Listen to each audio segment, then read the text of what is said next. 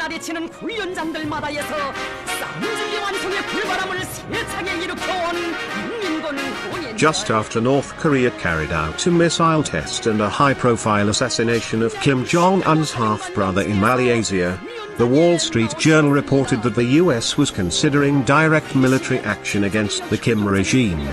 US President Donald Trump has apparently honed in on North Korea as his most serious external challenge, and has reportedly declared them the single greatest threat to the United States.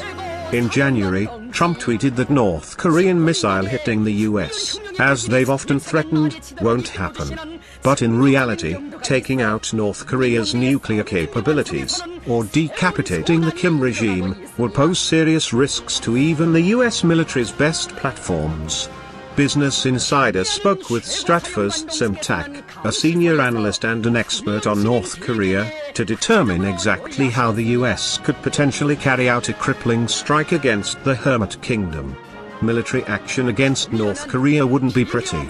Some number of civilians in South Korea, possibly Japan, and US forces stationed in the Pacific would be likely to die in the undertaking no matter how smoothly things went.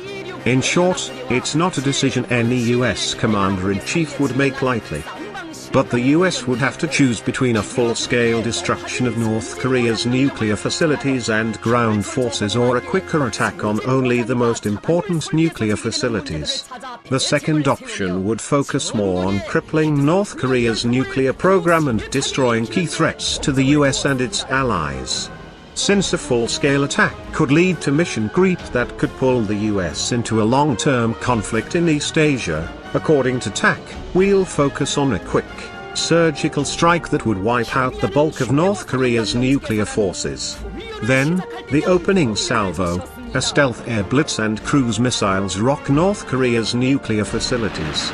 The best tools the US could use against North Korea would be stealth aircraft like the F-22 and B-2 bomber, according to TAC. The US would slowly but surely position submarines, Navy ships, and stealth aircraft at bases near North Korea in ways that avoid provoking the Hermit Kingdom's suspicions. Then, when the time was right, bombers would rip across the sky and ships would let loose with an awesome volley of firepower. The US already has considerable combat capability amassed in the region.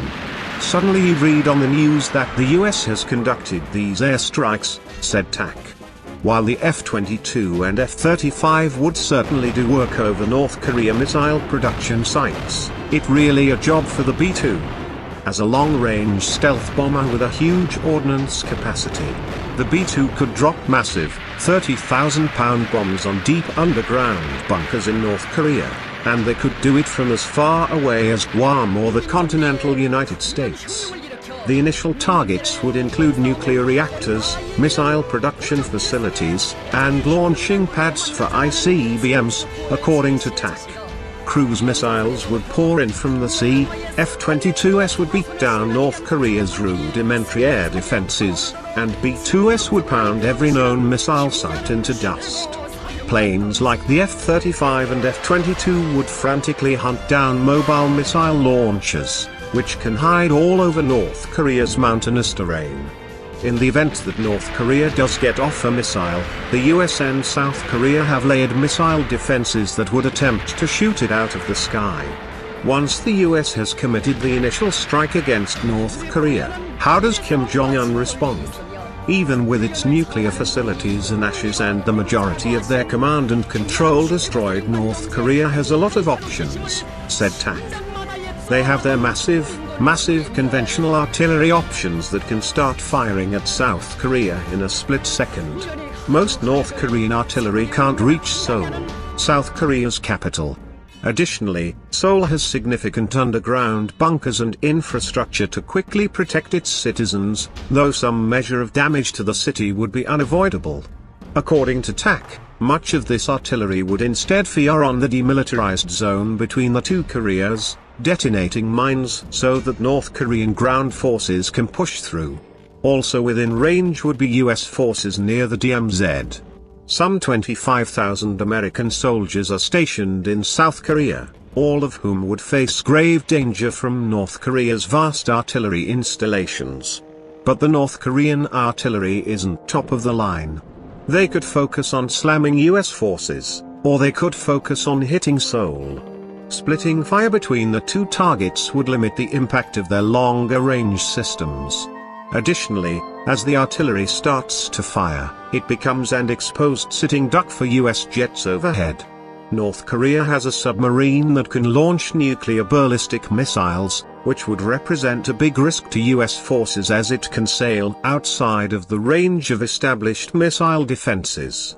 Fortunately, the best submarine hunters in the world sail with the US Navy. Helicopters would drop special listening buoys, destroyers would use their advanced radars, and US subs would listen for anything unusual in the deep. North Korea's antique submarine would hardly be a match for the combined efforts of the US, South Korea, and Japan. While the submarine would greatly complicate the operation, it would most likely find itself at the bottom of the ocean before it could do any meaningful damage. Decapitation or the removal of the Kim regime would be a huge blow to the fiercely autocratic hermit kingdom. Kim Jong-un has reportedly engaged in a vicious campaign to execute senior officials with packs of dogs, mortar fire, and anti-aircraft guns for a simple reason: they have ties to China, according to TAC. Jong-un's removal of anyone senior with ties to China means that he has consolidated power within his country to a degree that makes him necessary to the country's functioning.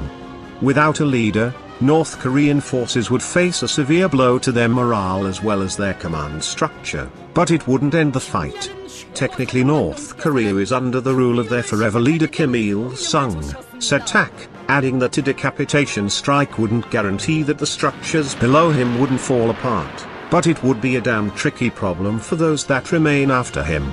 Unfortunately, North Koreans aren't shy about putting their leader first, and at the first indication of an attack, Kim would likely be tucked away in a bunker deep underground while his countrymen bore the brunt of the attack. If North Korea doesn't retaliate, they've lost capability and look weak, said TAC. Indeed, few would expect North Korea to go quietly after suffering even a crippling attack. Through massive tunnels bored under the DMZ, North Korea would try to pour ground troops into the south. The ground warfare element is a big part of this, said TAC. I think that the most likely way that would play out would be the fight in the DMZ area, where the US would not try to invade North Korea, but rather defend its position in the south.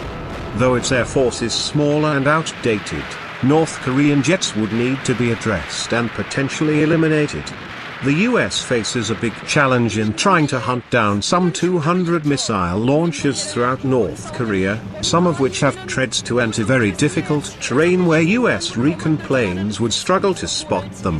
It would be the work of US Special Forces to establish themselves at key logistical junctures and observe North Koreans' movements, and then relay that to US air assets. North Korea is neither a house of cards or an impenetrable fortress. Additionally, the resolve of the North Koreans remains a mystery. North Korea has successfully estimated that the international community is unwilling to intervene as it quietly becomes a nuclear power, but that calculation could become their undoing. North Korea would likely launch cyber attacks, possibly shutting down parts of the US or allies' power grids, but US Cyber Command would prepare for that. North Korea would likely destroy some US military installations, lay waste to some small portion of Seoul, and get a handful of missiles fired, but again, US and allied planners would stand ready for that. In the end, it would be a brutal, bloody conflict, but even the propaganda-saturated North Koreans must know just how disadvantaged they are, according to TAC.